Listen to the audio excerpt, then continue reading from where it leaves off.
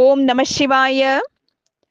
குபாண்டன் அவ்வண்ணமே பெரும் சேனையுடன் அனிருத்தன் மீது போருக்கு சென்று அவனை எதிர்த்து போர் செய்தான். அனிருத்தன் அந்த யுத்தத்தில் தனக்கு கிடைத்த ஒரு கட்கத்தால் அவர்களில் அநேகரை கொன்றான். சிலர் ஓடி போனார்கள்.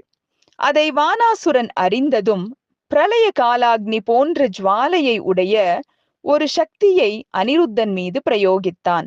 அனிருத்தனோ அச்சக்தியை விளையாட்டாக பிடித்துக்கொண்டு அச்சக்தியாலேயே வானாசுரனை அடித்தான். வானன் அவ்வடியால் ரத நிழலில் மூர்ச்சித்து விழுந்தான். பிறகு தன் மந்திரி குபாண்டன் செய்த சைத்தியோபசாரங்களால் மூர்ச்சை தெளிந்து எழுந்திருந்தான். அவனை அசுரர்கள் உபசாரம் செய்து கொண்டு போனார்கள். அனிருத்தன் சிறிதும் சலியாது நின்றான்.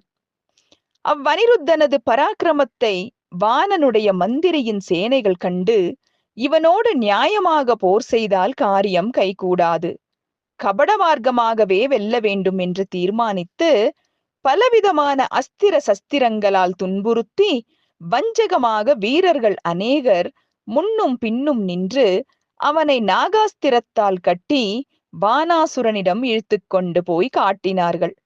வானன் கடும் கோபம் கொண்டு, இவன் நமது குலத்துக்கு அவமானம் விளைத்தவன், இவனை சிரசேதம் செய்யுங்கள், இவன் உடலை துண்டு துண்டமாக செய்து அசுரர்கள் உண்ணும்படி கொடுத்து விடுங்கள், அல்லது நரிகளுக்காவது இரையாக்குங்கள், அல்லது இவனை ஆழமான பாழும் கிணற்றில் தள்ளுங்கள் என்று மிக கோபத்தோடு கூறினான்.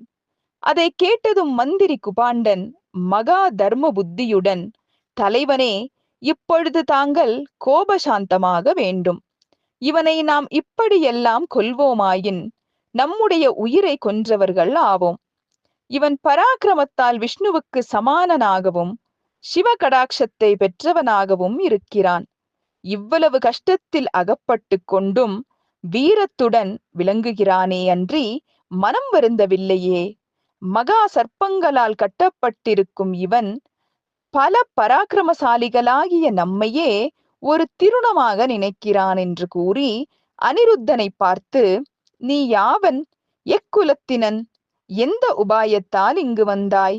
ஓ துராச்சார சம்பன்னா, ஓ நாரதமா, தைத்திய ராஜனாகிய வானாசுரனை தோத்திரம் செய், நமஸ்காரம் செய்.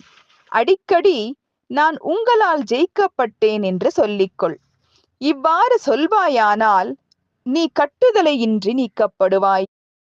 கதையை முழுமையாக கேட்க கீழே இருக்கும் வீடியோவை கிளிக் செய்யவும்.